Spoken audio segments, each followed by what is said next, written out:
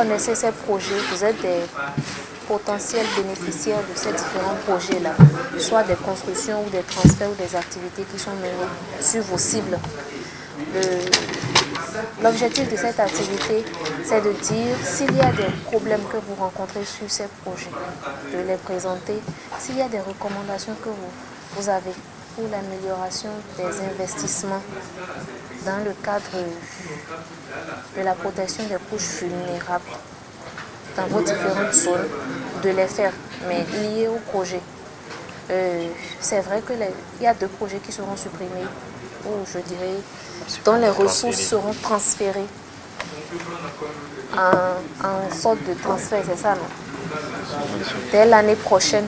Si cela vous convient, il faut vous exprimer, et si ce n'est pas le cas, si vous avez des actions à proposer pour lesquelles on pourrait faire des plaidoyers pour l'année 2019, soit pour que ces projets reviennent ou bien d'autres projets qu'on pourrait mettre dans des PIP au niveau du ministère des Affaires sociales et de la microfinance, c'est le moment de les présenter.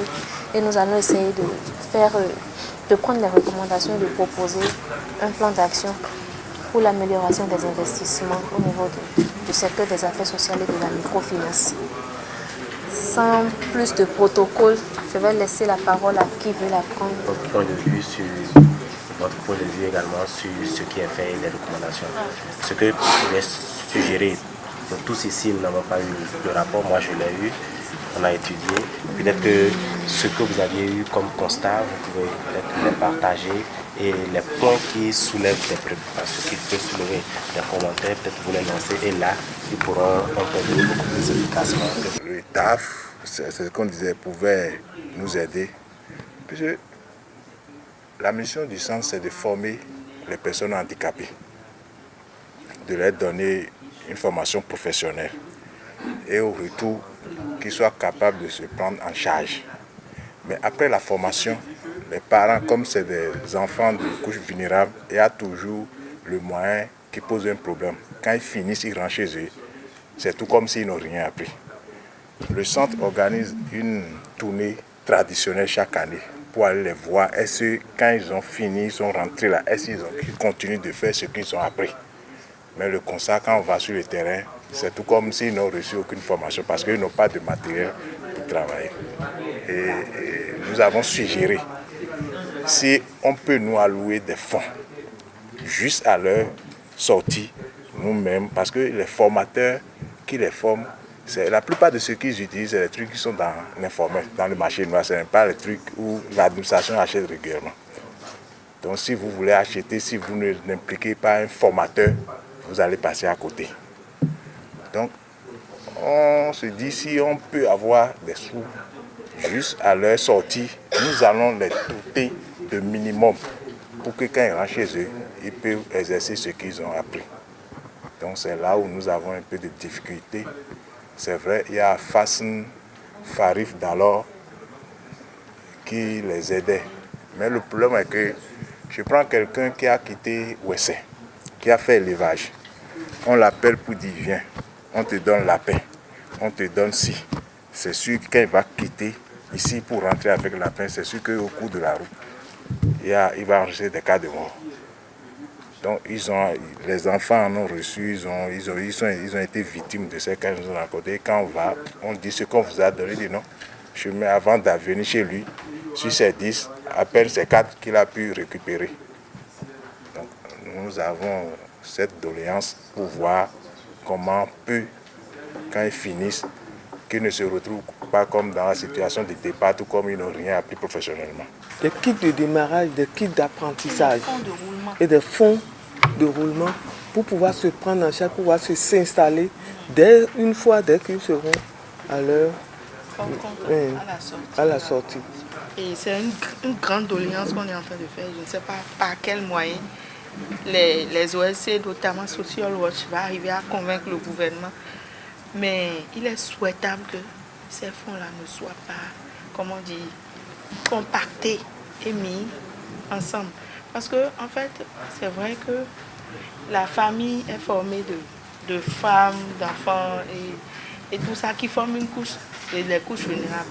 Mais, de façon concrète, pour l'autonomisation des femmes, par exemple, il faut des fonds spécifiques pour la lutte contre les violences basées sur le genre. Il faut des fonds spécifiques. Et pour les personnes vulnérables également, il faut des fonds spécifiques. Et je crois que notre plaidoyer doit être fait pour que, même en 2019, s'il y a possibilité d'octroyer quand même quelques fonds à ces deux projets-là, que ce serait vraiment idéal parce que nous ne voyons pas la face. Le PAFPG a atteint dans les 77 communes en 2 ans environ 4500 femmes qui sont réparties dans des groupements féminins. Et ces femmes-là ont bénéficié de matériel, d'équipement qui, quoi qu'on dise, les aiderait à pouvoir s'autonomiser, à pouvoir mener des activités génératrices de revenus qui participeraient à leur autonomisation, qui les aiderait à pouvoir avoir la parole, à pouvoir participer aux instances de décision depuis le cercle familial jusqu'au niveau supérieur. Et nous, notre particularité, c'est qu'ils vivent en situation d'internat. Et là, c'est là ils restent pendant 18 mois et on les forme. Et la grande difficulté que nous avons d'abord les difficultés de salles d'apprentissage. C'est sous les paillotes, dans des situations vraiment pas trop déplorables, que ces couches vulnérables font leur apprentissage. Si on peut penser un instant à la création de quelques salles d'apprentissage, nous avons comme filière, comme atelier, nous avons au moins 4 comme atelier, cordonnerie, macramé et tissage. Et on est en train de penser actuellement aussi impliquer d'autres comme l'informatique, même le français fonctionnel pour pouvoir permettre. Donc il nous manque, on a assez d'espace, mais nous n'avons pas les moyens pour construire ces salles d'apprentissage à ces couches vulnérables. Donc pour obtenir un résultat probant et atteindre les objectifs dont on s'est assigné en cette année, disons l'année qui vient, je pense que si on peut penser à la construction de ces salles d'apprentissage, ça nous profiterait beaucoup. Je pense que cette recommandation ira à ce projet-là. Encore plus, j'espère que la subvention qu'on leur a donnée permettra de prendre en compte. C'est vu que tout... On fera ça ensemble ici. Non, on va s'en charger ensemble. On va définir comment le faire. Concernant d'abord le transfert des ressources vers le... Jusqu'à présent, nous n'avons pas encore fait une séance formelle où nous avions restitué tout ce qui s'est passé avant qu'on ne vienne à cette étape. Donc, c'est peut-être l'occasion d'en parler un peu. L'idée de transfert est venue des ministères en charge de l'économie principalement et de celui du ministère de l'économie et des finances. C'est eux qui ont la politique nationale d'investissement en main et l'orientation des ressources. Ils ont fait un peu le bilan, et ce n'est pas seulement au ministère des Affaires sociales, sur ce que nous faisons chaque année sur les différents projets. Et en appréciant un peu les 3 projets que nous avions sur leur durée de vie, ils ont déjà constaté que c'est des activités récurrentes que nous menons. Quand nous prenons le PAFPG ou bien le PPCV, prendre des appuis ou bien acheter des équipements, les donner, ça peut se faire et ça va se faire toujours. Et ce n'est pas évident que d'ici là, on puisse dire « Ok, nous avons fini d'appuyer les femmes et que ce projet-là est terminé. » Ou bien les personnes vulnérables, ça ne manquera jamais. Donc, alors qu'un projet, ça vient juste pour résoudre un problème et disparaît. Donc, vu dans ce sens, les estimés que, étant entendu qu'il y a beaucoup plus de lignes, il y a assez de lignes qui peuvent supporter des actions comme ça, pourquoi alors ne pas transférer juste les ressources de ces projets que nous allons peut-être les loger au niveau du PIP. Et peut-être quand on fait l'analyse macroéconomique, on dira que oui, ces PIP, ça fait de les retirer et de les mettre au niveau des lignes de transfert de subventions. C'est comme ça que ces ressources-là, qui étaient au départ positionnées dans le projet PIP de départ, ont été transférées vers les subventions. Maintenant, on a analysé en disant quelle est la ligne qui peut supporter cela déjà quand on prend nos différentes lignes. Quand on prend les lignes de subvention, il y a au moins au niveau du FAST une structure qui bénéficie des facilités par rapport aux subventions. Donc c'est beaucoup plus facile de faire porter ces ressources-là par une structure comme ça que de faire porter ça par une direction où nous allons subir les mêmes processus. Parce qu'avec les subventions, ce n'est pas exactement le même processus de mobilisation de ressources.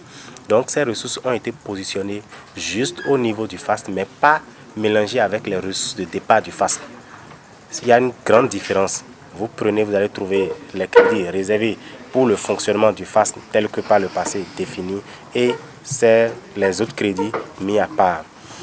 La gestion, c'est-à-dire toutes les activités qu'on fait sur le PPCV et le PAFPG vont continuer.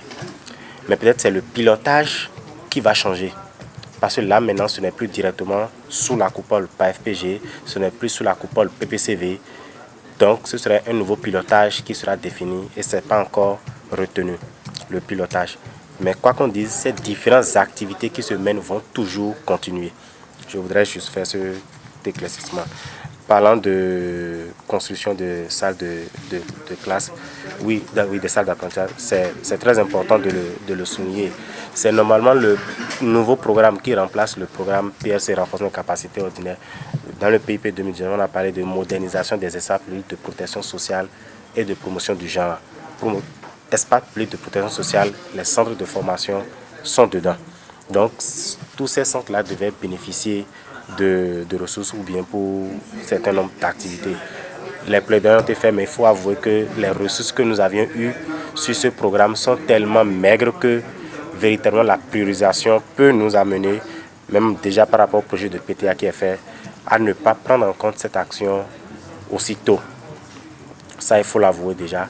Mais c'est des besoins qui existent et forcément, si nous bénéficions d'une rallonge, forcément les priorités vont changer et que des nouvelles actions pourront être inscrites ou bien ce serait peut-être que les années à venir, 2020 et consommer. Mais normalement, les centres de formation sont éligibles pour bénéficier des activités sur le nouveau programme qui est en cours. Alors que l'ancien, c'était beaucoup plus sur les CPS. Ça, il faut l'avouer. L'ancien, c'était beaucoup plus les CPS. Et en ce qui concerne le CFPPH, les apprenants dorment là. Et la nuit, beaucoup de choses se passent. Et on a des cas de crise, des cas d'urgence, et on se retrouve très impuissant. On commence par courir à gauche et à droite, on n'a rien.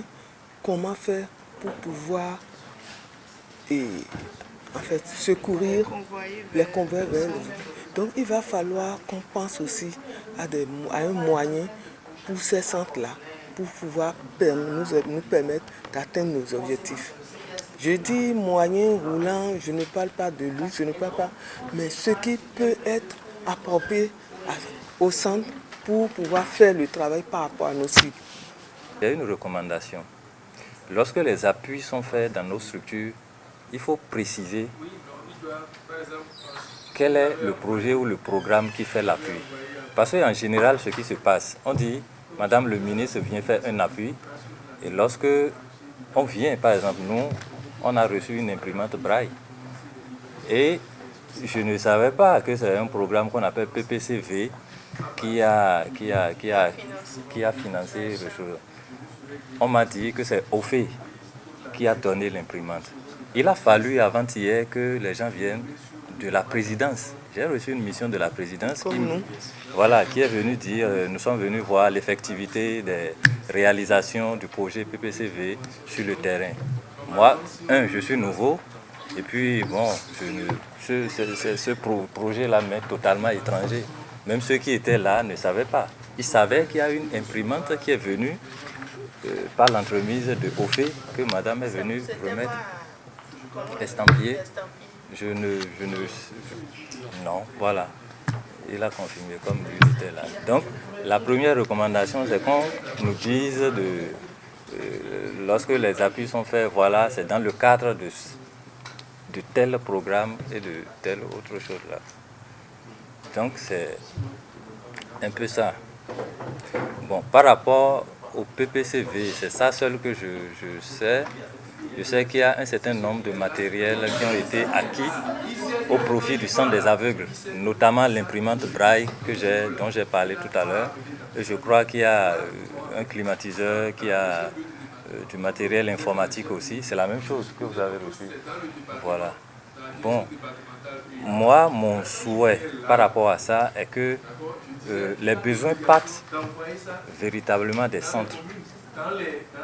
S'il y a possibilité d'acquérir du matériel ou de faire des réalisations dans le cadre d'un projet ou d'un programme, que les gens se rapprochent des structures pour collecter les besoins réels de ces structures-là, mais qu'on ne nous amène pas des choses, et puis bon, parce que ça nous a été donné, on ne peut pas refuser, on prend, mais en réalité, ça ne nous sert pas. Ou peut-être que notre priorité n'est pas ça, lorsqu'on établit l'échelle de priorité de nos besoins. Donc, puisque c'est en rapport avec les projets, c'est ce que je voudrais dire simplement. Sinon, on a des besoins qui sont là, comme la directrice l'a dit. Par rapport au PPCV, effectivement, on a reçu beaucoup. Et à la remise, il n'était pas là. C'était bien dit que c'est sur ce projet-là que le matériel a été acquis. On a eu. La difficulté, c'est que le matériel est encore là, entreposé au CPF, PPH, d'Akasato, parce qu'on n'avait pas prévu le transport. Et nous-mêmes, on n'avait pas de moyens pour transporter parce que c'était beaucoup. Les matelas, les lits sont encore là. Les matières premières, oui, pour la Takora. Non, pour Pekoriakou, en ce moment. Donc c'est encore là. Et nos matériels aussi, en tant que CPSA Parakou, étaient entreposés chez Assenguea. Donc c'est à l'occasion de la remise du matériel du PNUD là, uni dans l'action, qu'on a profité pour transporter le tout parce qu'ils avaient prévu un peu de ressources pour le transport du matériel qu'on nous avait donné. Donc la difficulté, c'est le transport du matériel qu'on nous donne là. C'est vrai. Si il ne peut pas nous amener ça sur le site là-bas, au moins qu'on nous donne un peu de ressources pour comme ce qu'a fait PNUD. Et vous aviez dit aussi que les difficultés par rapport au PIP. On a eu une réhabilitation, mais je ne sais pas c'est dans quel projet. Est-ce que c'est PIP ou bien et il y a eu beaucoup de malfaçons, ou bien ça n'a pas duré. Parce que les travaux n'ont pas été de qualité. Ça c'est clair. Et c'est pratiquement inachevé parce qu'il y a des toilettes non installées. Je ne sais pas quel était, c'est-à-dire l'étage, le deuxième niveau, au niveau du CPSA. C'était un... Non, CPSA, Parakou. C'était un niveau, ils ont monté en haut. Donc c'est ces travaux-là. Je suis venu trouver ça, mais je constate déjà des casses, des fissures au niveau des escaliers. Non, ils n'ont rien écrit. Un vrai vieux projet. Bon. Et depuis mon temps qu'ils avaient commencé. Ils ont commencé ça. Ça reste toujours inachevé. Bon, je n'ai pas compris si les toilettes là n'étaient pas prévues ou si c'est quoi, je n'en sais rien. Mais c'est toujours là. Donc, comme elle l'a dit, les moyens roulants sont nécessaires pour nous autres dans le centre là. Parce que c'est des centres d'envergure régionale. On couvre plusieurs départements, nos cibles sont éparpillées partout. Nous, on voulait comprendre par rapport au projet PPCV et par rapport au centre pilote d'accueil. Les centres pilotes d'accueil des enfants en situation difficile, dont les constructions démarrées et qui a connu d'arrêt.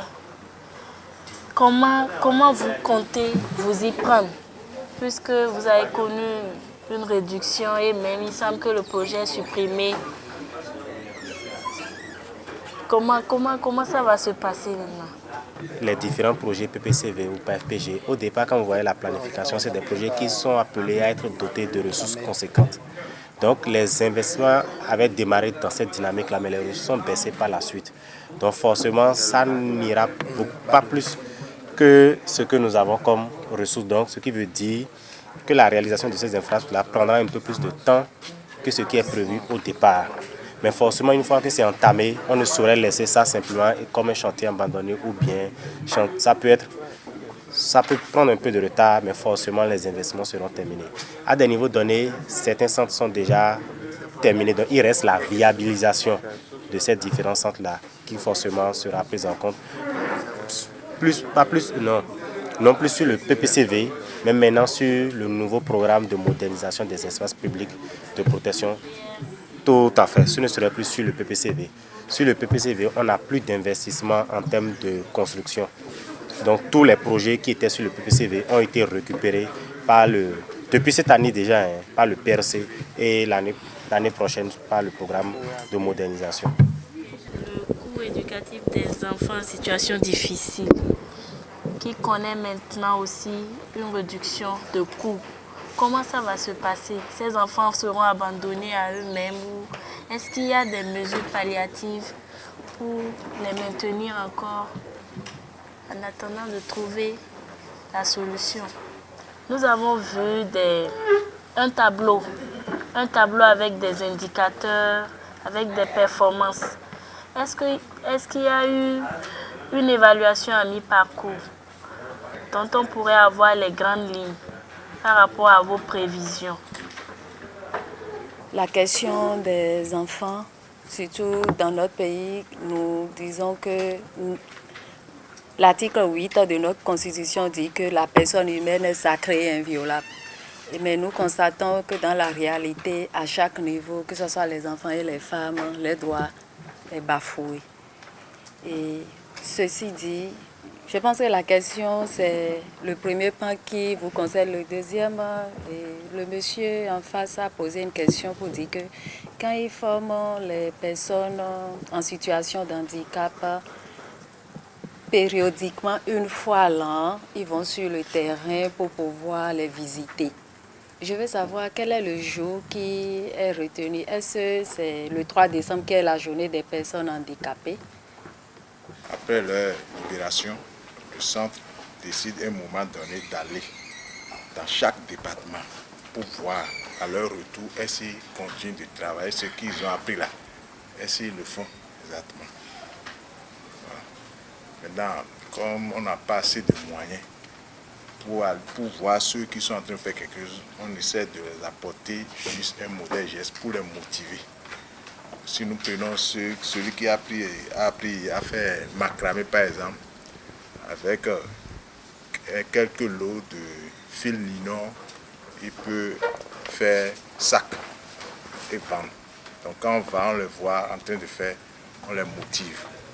Bon, ceux qui sont les bras croisés ou rien, tantôt vous allez, on peut dire, il n'est plus là, il est dans un autre village, où là vous êtes obligé de retourner. Voilà comment ça se passe. Forcément, quand vous prenez les documents de projet, il y a un certain nombre de résultats assortis de certains indicateurs qu'on essaie de suivre pour voir un peu les différents rapports qu'on vous a transmis. Il y a certains indicateurs qui ne sont pas encore totalement renseignés, d'autres oui. Mais forcément, à une étape, on doit faire le point, faire une évaluation globale de tous les indicateurs pour voir dans quel sens nous allons. Quand nous prenons même simplement, à titre d'exemple, le PAFPG, cette année déjà, nous avons lancé une étude évaluative sur le changement dans la vie des bénéficiaires. C'est une étude qui est actuellement en cours pour apprécier déjà un peu ce qui est fait, dans quel sens nous allons, est-ce que véritablement nous sommes sur le bon chemin pour atteindre les résultats. Les personnes qui ont bénéficié de ces projets-là, véritablement, qu'est-ce qui a changé dans leur vie depuis ces dons qu'ils ont reçus. Donc, tout ceci va nous permettre une fois encore de voir la dynamique en cours et les réajustements nécessaires à faire. Droits des enfants bafoués. Il y a des problèmes sur la vie des enfants. Ça, c'est une réalité. Et si nous existons, c'est pour pouvoir corriger ces choses-là. Nous, notre rôle, ce n'est pas d'accentuer ces problèmes qui se créent, mais ce pourquoi nous existons, c'est de pouvoir réduire les problèmes des enfants. Donc c'est véritablement notre essence, notre existence, ce pourquoi nous existons. Et je pense que tout ce que nous faisons, tout ce qui a été dit même déjà à la revue et toutes les interventions, vous allez sentir forcément que c'est pour réduire un peu la douleur que les enfants en situation difficile ressentent, pour réduire un peu toute la souffrance que vivent les personnes handicapées, les femmes en situation difficile, les personnes âgées. Donc, nous sommes dans la bonne dynamique pour corriger ces choses-là. Ça va, il va de soi que les cours éducatifs, aucun enfant ne sera abandonné. Donc, en fonction forcément peut-être des ressources que nous avons, nous voulons aller beaucoup plus loin, mais nous ne pouvons pas faire peut-être au-delà de ce que nous avons comme ressources. C'est pour cela que les plaidoyers sont faits, c'est pour cela que les échanges sont faits auprès des différentes autorités pour qu'on ait des ressources beaucoup plus conséquentes pour atteindre les objectifs qui sont les nôtres. Sinon, il y a des actions que nous voyons, que nous estimons indispensables, mais nous sommes un peu limités par les ressources qu'on a actuellement. Donc, c'est un peu... Est-ce que vous avez à mettre à notre disposition un rapport d'évaluation ou bien un document qui pourrait nous renseigner sur le niveau de réalisation de vos activités par rapport à ce projet, par rapport au projet pour les femmes? Le projet a des dates. De façon périodique, nous élaborons les rapports d'exécution qui renseignent sur toutes les composantes du projet, tout ce qui est fait, ce qui reste à faire, sur quel est le chemin que nous suivons. Donc ces rapports sont disponibles. Et je pense que Social Watch a certains rapports déjà jusqu'au 30 juin, ou bien 30 novembre, non? Octobre. Donc il ne reste que peut-être ce qui a été fait en novembre et en décembre. Donc ça là, on peut mettre ces différents documents à votre disposition. C'est un rapport qui prend en compte ce qui est fait sur les différents projets que nous avons. Donc, tout bon projet monté sans l'implication des bénéficiaires ne garantit pas forcément le succès. Surtout en termes de durabilité, si vous impliquez les bénéficiaires, c'est facile pour ceux-là de véritablement prendre soin de ce qu'on a réalisé à leur profit. Et même pour aller vers l'atteinte des résultats, vous impliquez les bénéficiaires. En votre absence, ce sont ces bénéficiaires qui procèdent au suivi quotidien, qui relèvent même des insuffisances, des faux pas des entrepreneurs en votre absence.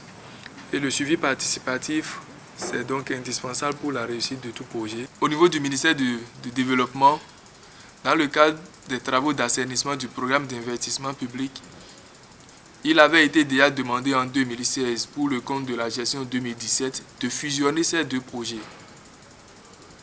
Parce que vous voyez les interventions réalisées sur ces projets, ça participe d'une certaine manière des attributions de la Direction générale de la famille des affaires sociales. Et donc, la recommandation était que l'on rattache ces projets-là fusionnés à la DGFAS. Mais nous, on s'est entêté un peu dans le ministère, on n'a véritablement pas fusionné. On a fait évoluer dans notre budget les deux lignes de projet. À un moment donné, dans le cadre de l'élaboration du budget 2019, le ministère du Plan est revenu sur les mêmes questions. Et cette fois-ci, la proposition c'était que cela disparaisse simplement parce que pour eux, ce ne sont pas des projets d'investissement en bonne et due forme. On a poursuivi les réflexions et pour permettre à nos bénéficiaires de toujours jouir de ces appuis ou de ces assistances, c'est l'idée que nous avons trouvé ça. Convertir ces réalisations ou ces ressources en des dépenses de transfert. Mais quel type de transfert? Des transferts d'exploitation sur les lignes 63, c'est généralement facile à mobiliser.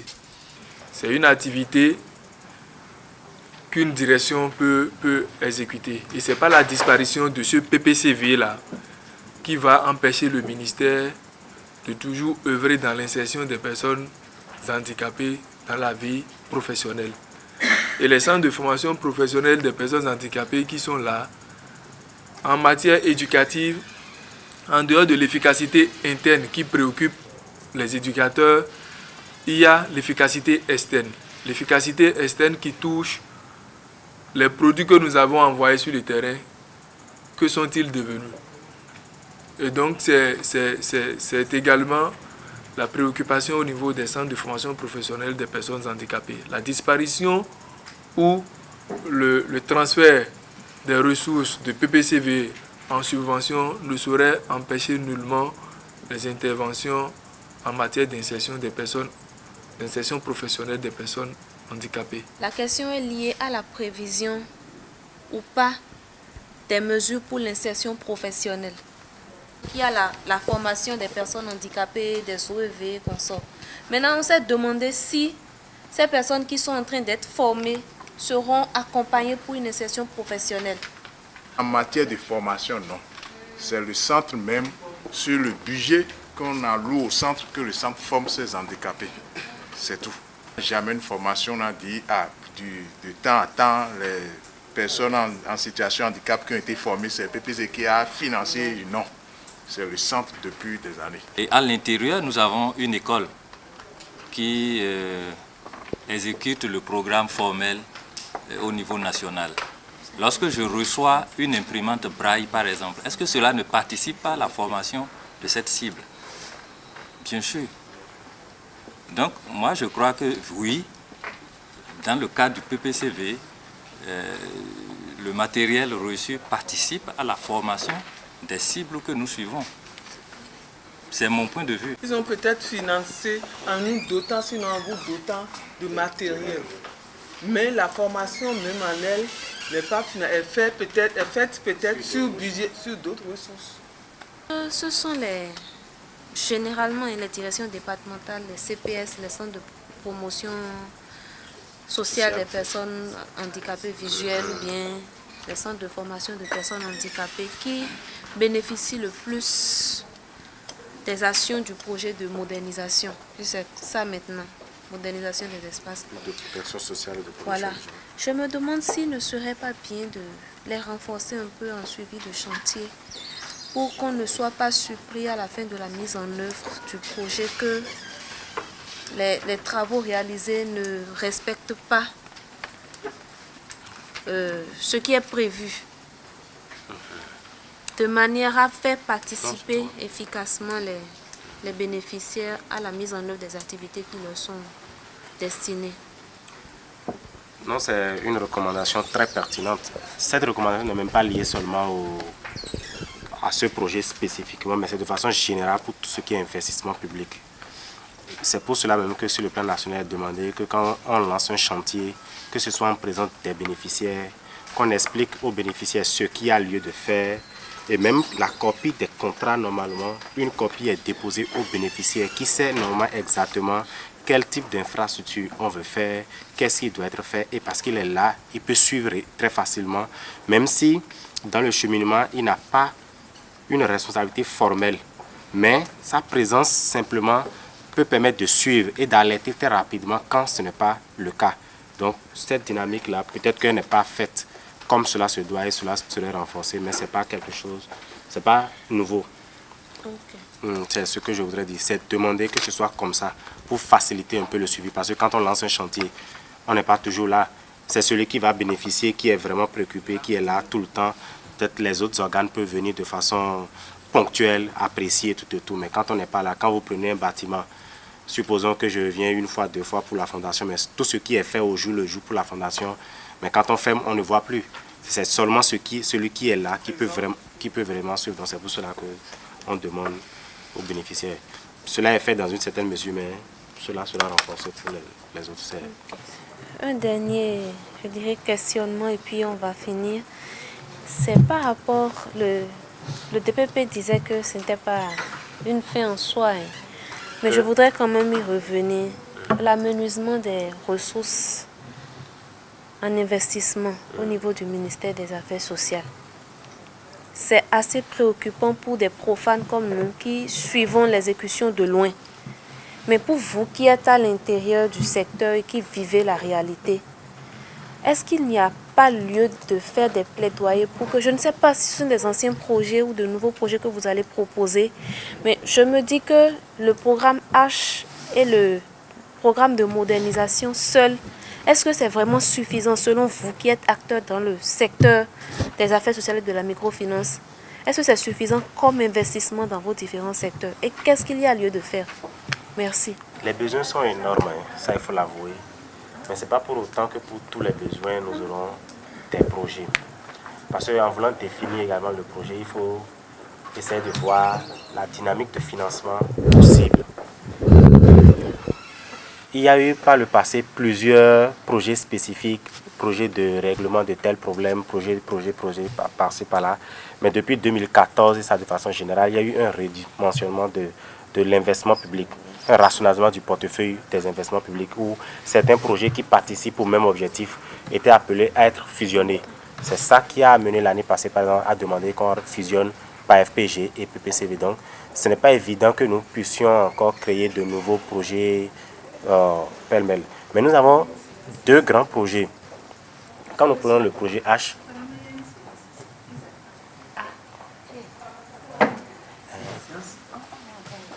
oui, d'accord. D'accord, on a fini. Donc, on a le projet H qui prend en compte l'essentiel des besoins dans le secteur. Et ça va au-delà du secteur des affaires sociales. Mais quand nous prenons le nouveau projet que nous avons appelé modernisation des espaces publics de protection sociale et de promotion du genre, déjà à travers la formulation, on peut se rendre compte que nous allons au-delà de ce qui se fait seulement au niveau des CPS, des KP ou bien des CIEPA. Donc ça va prendre autant ces différentes structures, mais également les centres de formation professionnels des personnes handicapées, les centres de promotion sociale des aveugles et même les administrations, les directions départementales, le ministère. Donc, c'est déjà une manière de revoir et de prendre en compte l'essentiel des besoins que nous avons. Le plus grand travail à faire, c'est de continuer le plaidoyer pour que les ressources au niveau déjà de ce projet-là s'améliorent. Si les ressources s'améliorent, on peut faire beaucoup de choses sans créer de nouveaux projets.